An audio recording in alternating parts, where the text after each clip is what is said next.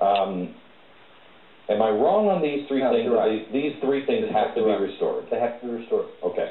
Yeah. So I want to talk to you a little bit about something else you and I have talked about off air for a while, and that is the Black Robe Brigade. Yeah. In America, I'm going to ask you now, if you have your pastor, your priest, or your rabbi, whoever it is, tell them to turn on the show or take down this information, because this is important. You have to do this. The media's not going to do it. The government's not going to do it. The parties aren't going to do it. They don't care. They're about power and control. If you care about the Constitution, this is what you have to do. Tell me about the Black Robe Brigade. What were they? Who were they? The Black Brigade or the Black Regiment were the preachers, because they all wore black robes. Black preachers, white preachers, they all wore black robes.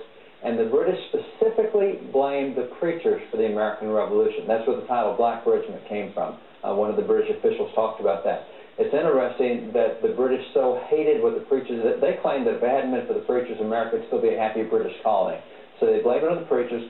When they come to America, they start decimating churches. So they went to New York City, 19 churches, they burned 10 to the ground. They went across Virginia, burning churches. They went across New Jersey, burning churches. Because they blame these preachers. Okay, because the difference is that this is a quintessential American concept that is all but lost. Right. We are almost lost on this. And that is that we talk about individual rights. God gives us individual rights. It's no collective salvation. It's no collective. Right. When people say, it's human rights, that's not the same. Right. Explain the difference. It's inalienable rights. The belief of the founders, and those that came to America, they left Europe. Europe was into collective rights, collective issues, collective everything. They came to America. These guys said, no, it is individuals. It's you and God. That's why we established a freedom of conscience, not for the group. That's why one dissenting individual, a Quaker can say, hey, I'm opposed to war. We say, okay, we'll let you off. I'm opposed to taking an oath. Okay, you can just do an affirmation. Throughout American history, we allowed dissenters individually because of conscience. That's a one-on-one. We did the same with freedom of religion. You have a right to practice your religion, not only as a group, but as an individual. All the way through it was individuals. And what's so cool is it was preachers who did that. Those guys who came, I mean, the first Constitution we ever have written in the history of the country, 1638, the Reverend Thomas Hooker, who said, oh, wait a minute, God gave us a written word so that every one of us can go to his word and know exactly what he wants. We're going to do a written Constitution so every one of you can go to the government and know what the contract is. 3 years later, the Reverend Nathaniel Ward did the first written Bill of Rights. He said, wait a minute, we need to have a limitation so the government can't get into our individual rights. So we're doing a written Bill of Rights. This has never been done before. Never. This is brand new stuff. These are not from the scholars per se, that we would look at. These were from the religious figures. That's right. of America. Okay. The religious leaders. When we come back, I want to tell you a little bit more specifically the stories of these guys, and then I want to ask you to get involved, because you may be the one that makes the difference.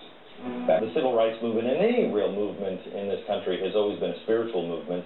The end of slavery, all of it. And it took extraordinary people that had their values and their principles in line.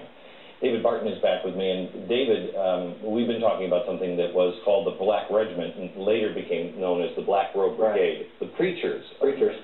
There was a revival in about 1640 in America, and it took off, and the British said this was the reason the revolution happened. Would it have gone through, do you believe, if it hadn't been for the preachers? We would have had something, but not looking like what we have today. More like France? It would look a lot more like France. It would look like Europe. It's exactly. And we are the only country in the world that does not average a revolution every 30 to 40 years. I like that. And again, that's because the difference is individual rights. That's right. Not collective. That's exactly right. Okay. So tell me who some of these people were. Great example. Let me take a preacher in Virginia in 1776. He pastored 2 churches in a little rural town. He was also a member of the legislature, John Peter Gabriel Muhlenberg. While in Williamsburg, the British came marching into town. No big deal, because we haven't signed the Declaration yet. We're still British colonies. But they started going in private homes, taking things, especially guns and ammunition. And so Patrick Henry said, no way. Patrick Henry got 5,000 farmers to go get the 200 British soldiers, get all their stuff back. But Pastor Muhlenberg, on the other side of the state, his churches, he thinks, my guys need to hear about this. So he jumps on horseback, rides all the way back. He preaches a sermon Sunday morning, January 21st, 1776. His side of the state doesn't know what's happening with the British. He's in the pulpit, and he's in his black robe, his clerical robes, and he's preaching from Ecclesiastes 3 through everything. There's a time, purpose, season. Gets to verse 8, time of peace and a time of war. When he read that, he said, "Brother," he said, "this is no longer a time of peace. This is now a time of war." And he gave them the news flash. And, of course, they're all, "Oh, my gosh, what do we do?"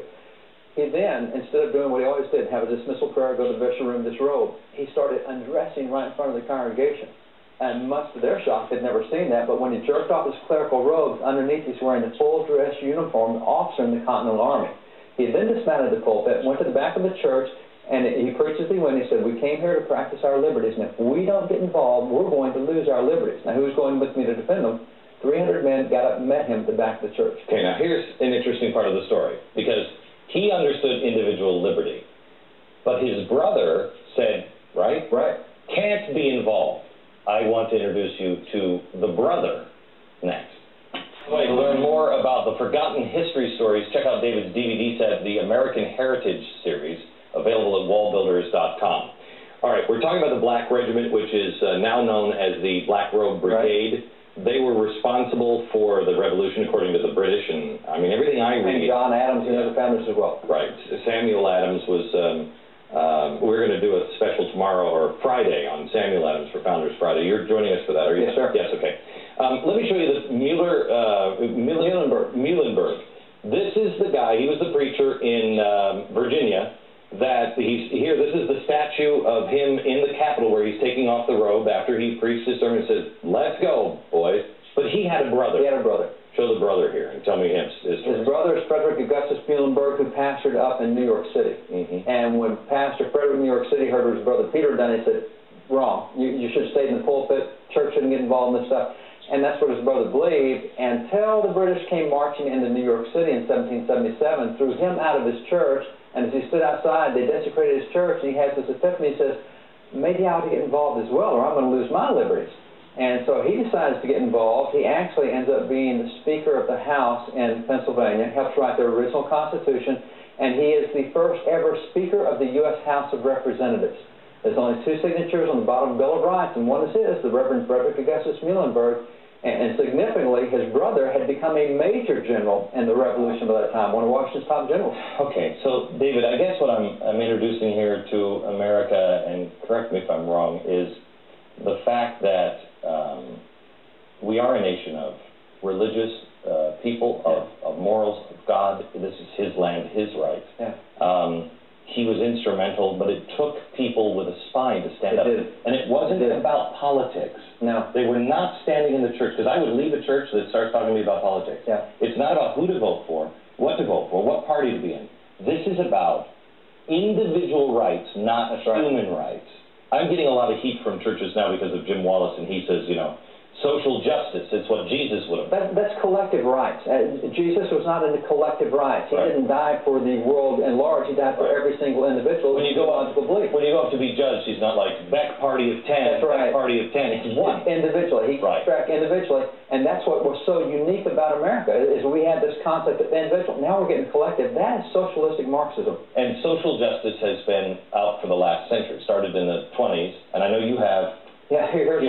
Here's a sermon. I mean, we used to have some backbone in churches, and we've allowed ourselves to be compartmentalized into a little bitty thing, and the government tells us what we can talk about. We've let the IRS get in. We had a lot of courage before. We said, no.